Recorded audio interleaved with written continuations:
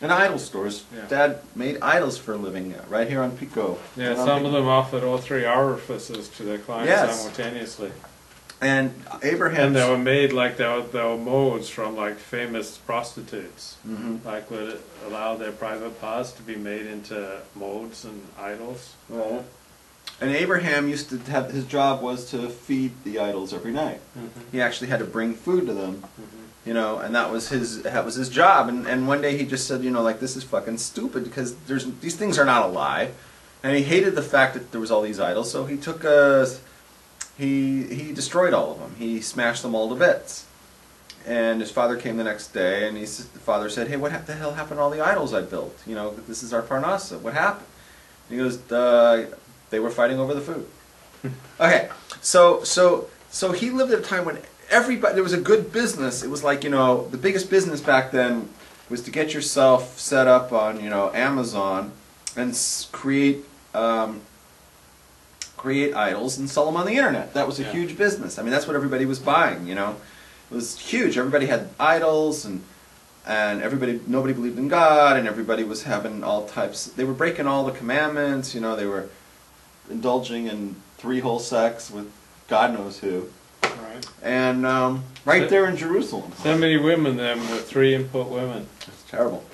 And this is what was going on. Nobody believed in God. But now, I shouldn't say nobody believed in God, because I said this the other night during my show. I said nobody believed in God. And I thought about it, and I said that can't even be, because we know that Shem and Ever still believed in God. Yeah. You know, the sons of Noah still, the son of Noah and his son, they still had yeshivas going, but there was nobody sitting in the yeshiva because nobody else.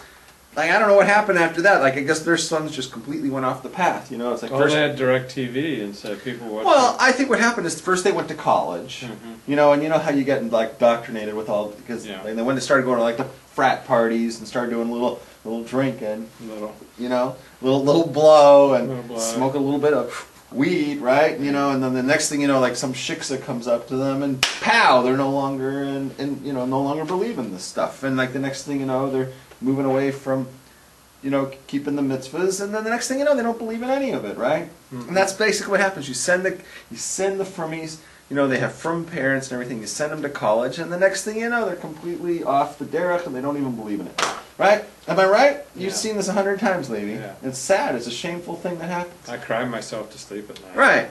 Okay. So what am I saying? What am I saying? Oh. So Avraham Avinu was at the time like one of the very few people who believed in God. But the thing about him that was different is that he grew up fry.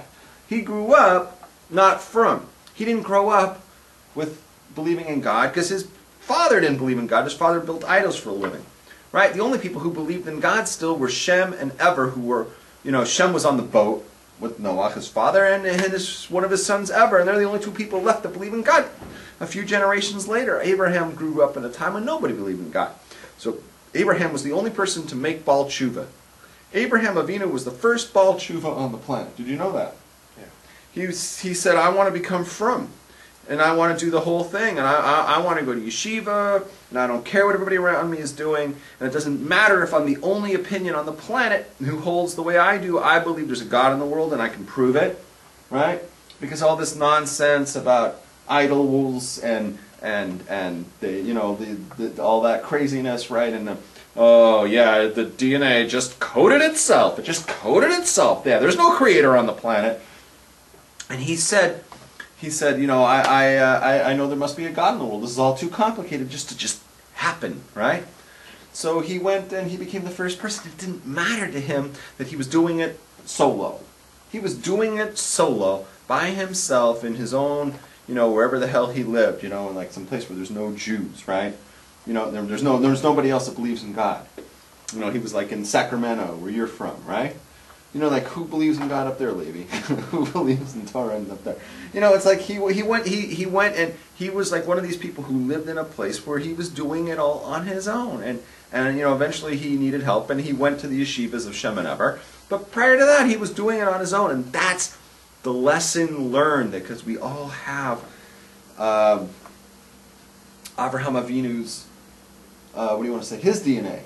We're all his descendants. We can all do that. We all have it in ourselves to stand up and be the only person wherever we are. Whether we're at work and you're the only Jew there, and you want to, show them that you keep Shabbos, that you keep the holidays, and you take off for these days, and you can't work those days. Or maybe you're working in something like you're on a porno set or something, and you wear your yarmulke at the porno set. You wear your tzitzit. You wear your tzitzit, right? Right? You don't get blowjobs from the talent. But if you do, you make sure you have a circumcised. All right. So, okay, Rabbi Beryl Wine writes. Let's see what they say. Esther's still in the room. You're spending a fortune, hon. Guess she can't take you out to a nice kosher meal. I know. Really isn't important to Muslims, right? Do you believe that God actually spoke in the Torah, or do you believe that it's metaphorical?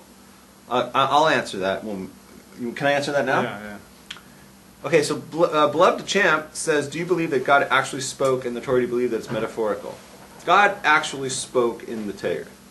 Okay? The idea that some of this is, it's just a metaphor, is a way of people who are insecure in their own Jewishness will sugarcoat everything and just sort of paint a picture of, it's just metaphor, so that they can reduce Torah down to the level of make-believe, and then they don't worry about what is in there, and they don't have to believe it, and it's not binding anymore, because it's just a fable. It's on the level of Aesop's fables, right? The only thing that's like metaphor in Torah is things that are impossible to happen. That, like, God has an arm. We say that God is not corporeal. So when the Torah says that God has an arm, and he reached out with his arm, obviously something's wrong there, because he can't have an arm. Okay? So it says, it means he reached out in the way that would be like an arm, right? Like a metaphor, right? But anything that's plausible, possible, anything like that, that's not a metaphor. There's no room to say it. It actually is. All right. Like he willed it. Why do you crunch and suck on cherry suckers every show? Because I can. One more issue Abe says, one more issue I'd like you to address. You're at this point, Abe, we need more money. Don't you think? Like he's really clogging up with questions. We need more money. We know that back in the time, we said if you try to go next week. Here, this question's for you, Levi. He asks, in the times of the Beis Hamikdash and Sanhedrin, if a person did something bad, they would get makos, which is they would be whipped, right? Like 39 times, right? Mm-hmm. But what if they're the kind of guy that enjoys, or woman that enjoys being whipped? That's not really a punishment. They like that. And since you've covered this kind of stuff, what do you think about that? I don't have an opinion. He doesn't have an opinion. Okay, there you go. So can I get back to the Torah portion, or do we have to endure Abe's 6 sexual fantasies while being caught transgressing some of the commandments? A Christian woman uses that story about the man dies and no sons to prove the validity of Jesus being of the lineage of David being too ridiculous for me. What if you're one of those twisted gay? Can I get this show back on track? Yeah, get it back on track, lady, because I know you'll never veer into the world of sex. That's. Let me just keep the focus here on Torah. Esther, you're spending too much money. Okay. So, 12. Oh God, it's 25 is the total score already. That's Goyish nonsense. It's the unwavering courage and tenacity of Abraham in the face of all defeats, hurts, hostile enemies, and false friends that most impresses us about our Father. The strength of constantly renewing resilience is the legacy that he has bestowed upon us, generation and descendants. So many people in good times, they're fun to have around and they keep doing the right things, but when they get some reversals, they fall all apart. So through Abraham's example, we should learn tenacity. So throughout the Jewish history, the land of Israel has posed the greatest challenge to Jewish communal living. It's no surprise, therefore, that we who live in Israel find it to be a daily struggle in our lives. Nevertheless, it is the place with the greatest Jewish accomplishments and achievements. Therefore, it is the destination for Abraham in his quest for spiritual growth and attainment, says Rabbi Beryl Wine. Can I argue there? You've done it a million times. Do you have anything new to say? Okay, well, I usually don't argue with Rabbi Wine. I know, but you've argued this point a million times. What am I going to say? You're going to say there's no mitzvah to live in Israel when it's run by a secular government. I'm going to say more than that.